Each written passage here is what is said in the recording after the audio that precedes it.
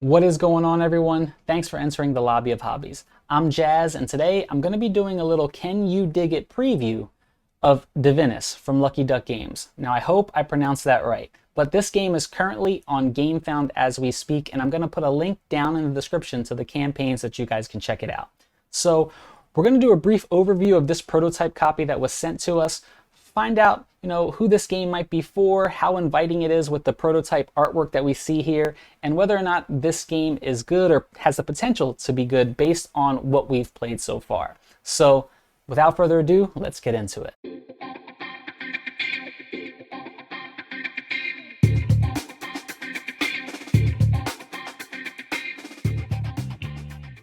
All right, so let's talk about this spoiler-free overview of what Divinus is all about. But if you're interested in seeing some playthrough of this game, I'm going to put some links down into 3 of my favorite board game channels, and that's going to be Table Knots, Board Game Co, and Quackalope. All 3 of those channels have some awesome gameplay of the 2 scenarios of this game, so definitely check them out if you're interested in that. But in Divinus, you're taking on the role of a demigod, and you are vying for the favor of the 2 different pantheons, the Greek gods and the Norse gods. And as you're vying for their favor, over the course of 12 scenarios, the player who has the most favor between the 2 is going to be declared the winner and even gain the rightful title of a god themselves. But we did play the 2 scenarios. I played this at a 2-player count. This game does play up to 4 players. I believe it's a 2 to 4 player game. And it is app driven. So if you're familiar with some of the other Lucky Duck titles like Chronicles of Crime or Destinies, the app is going to, whatever you see from that app, expect to see that here in the Divinus app. Again, the app we had was just a beta form, so there are going to be some tweaks, possibly some changes to it.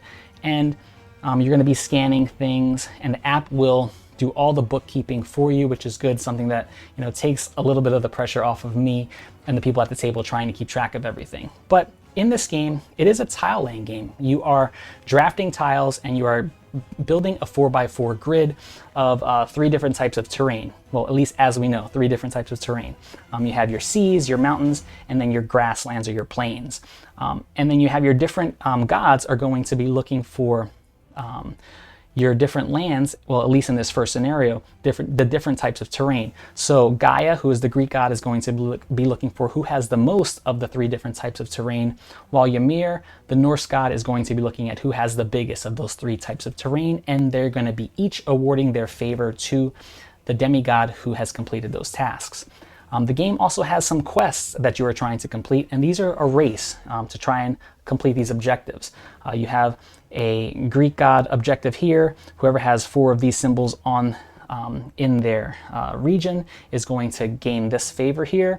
To gain the Norse favor, you're going to have these Viking symbols, and then you can choose which favor you want to get if you have 4 of these barbarian symbols. But how do you draft these tiles? Players are going to be having dice, and they will roll their dice. And dependent on their values, they're going to be assigning them to the various tiles out on the board, and they can add their numbers. So the 6 and 4 can make a 10, or the 6 and 4 can be a 2. They can subtract their numbers as well. They can add more than 2 dice if they want to, or more than, I think it's 1 or more.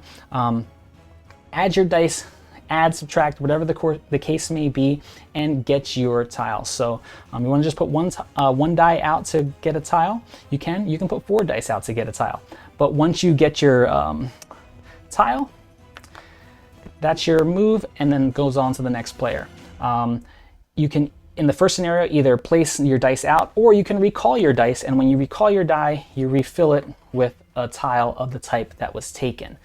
But at the end of the scenario, it ends when one player has built their 4x4 grid. It can't be larger than 4x4, it has to be a 4x4 grid. Players will score, look for their favor, and then the game will go into the next scenario. Again, this is a legacy style game. Players will be adding things to these tiles. They will be potentially taking things out of the game, changing dice values, changing their player or their demigod's powers or abilities. I have no idea what is going to be added to this game, but pretty much that's how the game plays over the course of 12 scenarios. But let's get into the question, can you dig it? Again, this is a preview, so take everything with a grain of salt.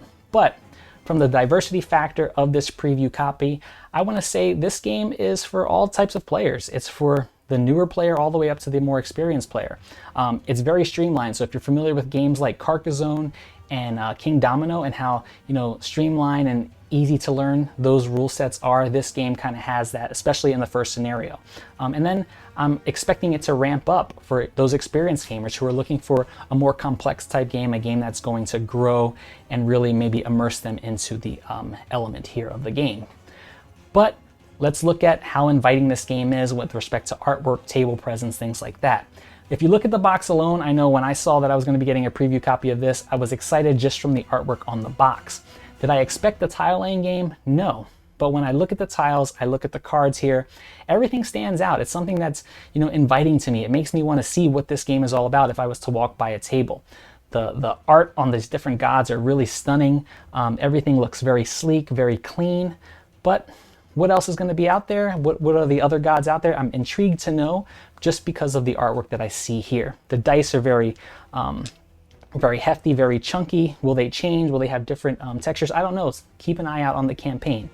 And lastly, is this game good? Again, this is a legacy style game, so I honestly can't give you my decision on whether or not this is good or not.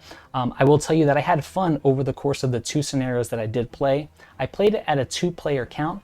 I'd be very intrigued to see how this game plays over the course of different player counts. But again, with a legacy style game, I'm assuming you'd have to select 1 player count and play it, you know, every scenario through and through with that player count.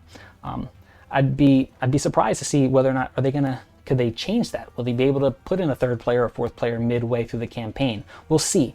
But I'm very intrigued. I'm going to be keeping my eye out for what else this has. Again, this is an app-driven game, so the app is going to keep track of everything. If you are familiar with other app-driven games from Lucky Duck, like Chronicles of Crime, Destinies, those games, the apps do a very good job with it.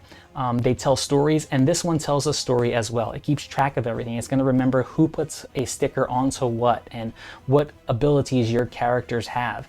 And it's going to, you know, take all the guesswork out of, you know, all those things, but it does immerse me as well into the story that this game is trying to build.